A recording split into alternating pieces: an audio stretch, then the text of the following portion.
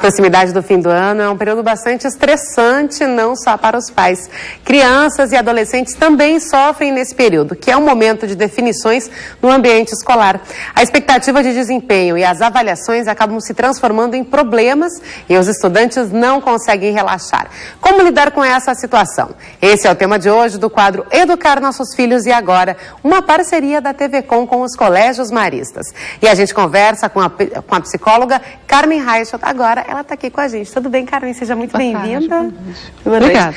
Carmen, essa época que era uma época que as pessoas já começavam a relaxar, né? Uma década, 2 décadas atrás, era tudo muito mais fácil, né? Agora parece que quanto mais próximo chega do final do ano, maior é o nível de estresse. É a festa de Natal, é a reunião com a família, é o final da escola para as crianças, é a festa de Ano Novo, também como é que vai passar, depois a organização das férias, a gente vai falar sobre isso hoje aqui no programa.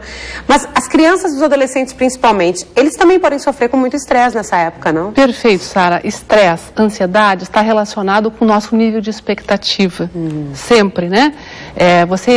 Um quadro de ansiedade inicia com o pensamento EC. E se as provas de final de ano não forem tão boas para mim... O resultado não chega como eu preciso, como né? eu imagino. E se eu não atingir a expectativa dos meus pais também? E se eu rodar de ano? E se eu rodar de ano? E se eu não conseguir aquele presente de final de ano prometido em função de eu passar na escola?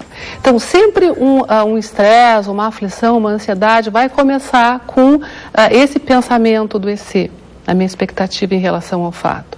No final do ano, a gente tem 2 períodos marcantes, né? São as provas, que são as avaliações do meu desempenho, é um outro me dizendo como que eu me portei, como que eu rendi ao longo do ano, né? E eu tenho também a separação, o rompimento com os meus colegas com os quais eu passei ao longo, né, de todo esse último ano. Que é quase uma família, praticamente, Sim, principalmente então, os adolescentes, né? Perfeito. As férias, se de um lado elas geram uma expectativa positiva, elas também vão gerar uma expectativa de sofrimento para alguns adolescentes, porque a convivência social que eles têm, muita dessa convivência está relacionada com as escolas. Em relação aos pais, os pais também são, aspas, avaliados no seu potencial de educadores. Quando um filho vai bem na escola, qual é a alegria dos pais? Eu eduquei bem meu filho, ofereci para meu filho uma escola boa, né? Eu consegui conduzi-lo com segurança no caminho da educação. E quando o filho vai mal na escola, qual o sofrimento dos pais? Né?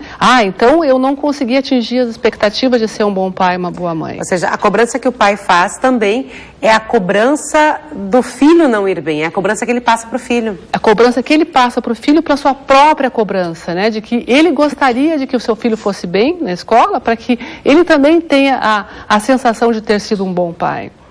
Bom, e como se lida com isso? Como a gente consegue blindar as crianças, os adolescentes também, daquela expectativa de final de ano que vem dos adultos? É uma construção, né? O ano é uma construção. O ano não se caracteriza tão somente no mês de dezembro, ou, né, nos dias finais. O ano foi janeiro, fevereiro, março, enfim, foi todo esse ano letivo que tem que ser vivido de uma forma equilibrada. Né? Então, o final é só uma consequência. Se nesse último momento eu estou enfrentando algumas dificuldades, bom, então eu vou ter que me preparar para as dificuldades, vou ter que respirar, relaxar, né, me alimentar de forma adequada, enfrentar as dificuldades e fazer uma avaliação realística sobre o que levou esse momento, né, a existir uma crise, um conflito. Pois essa é uma situação que parece se agravar ano após ano, né? Por mais que a gente fale da necessidade de relaxar, enfim. E às vezes a gente não vai falar sobre isso com mais detalhes aqui no TV com tudo mais, mas especialmente quando os pais são separados, né? Aquela questão, para onde vai o filho, para onde vai a criança? Às vezes os pais colocam também na responsabilidade para essa criança decidir, né? Então, a partir de que idade a criança pode realmente decidir com quem ela quer passar as festas de final de ano? Bom, isso é um acordo que tem que ser feito entre o grupo familiar, eu acredito, né? Entre o pai, a mãe e a criança. E pensar que os adultos deverão ser competentes o suficiente para tomar algumas decisões também. Sem delegar todas as decisões para a criança. E que o pai, a mãe, acredito eu, tem que acordar, né? Tem que conseguir negociar entre eles quais são as soluções mais adequadas para aquela família e para aquela criança também. Agora, aquela criança que tem uma carga horária, uma agenda muito corrida durante o ano, e de repente você vê sem a escola, sem a aula de piano, sem a aula de basquete, enfim, de tênis e a natação e todos aqueles montes de coisas. Essa liberdade pode também causar um estresse? Tu está falando em adaptação, né? Então, a adaptação é uma grande qualidade do ser humano. Tipo, começou as férias, eu não tenho mais nada para fazer. Vai exigir uma adaptação no ser humano. Ele tinha uma rotina, um estilo de vida e vai ter que mudar esse estilo de vida. Então, eu vou ter que aprender a me adaptar a novas situações. Mas, é claro, né, não ter nada o que fazer, eu acho que não é bom para ninguém. Nem adulto, nem criança se beneficiam com isso. Alguma atividade essa criança precisa também desenvolver. Então, que a família, os adultos possam planejar uma atividade para essa criança. Ou seja, a internet durante a tarde toda não é uma opção, né? E a gente sabe hoje que a internet é muito legal, né? Assim, tem um monte de coisas ótimas, né? Nós adoramos, nós adultos, né? Claro. Quanto texto, quanto artigo, mas sabe-se também que a internet gera compulsão, né? As compulsões como álcool, drogas, o uso do computador pode ser um comportamento compulsivo. Então, a gente tem que aprender a gerenciar tudo isso, né? De que se você tem um filho, aprender a gerenciar o tempo de permanência do computador. Sintomas dessa compulsão de internet que os pais podem ficar atentos, especialmente nessa época de férias? Eu acho que sim.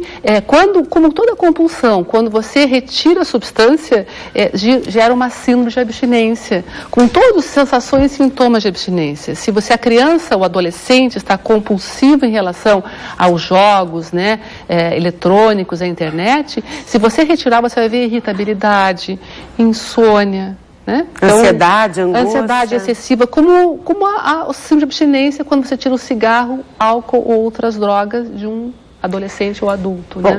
Finalmente, doutora, caso a criança, final de ano, adolescente, não passe de ano, e aí tem as férias, né? Querendo ou não, vai entrar em férias.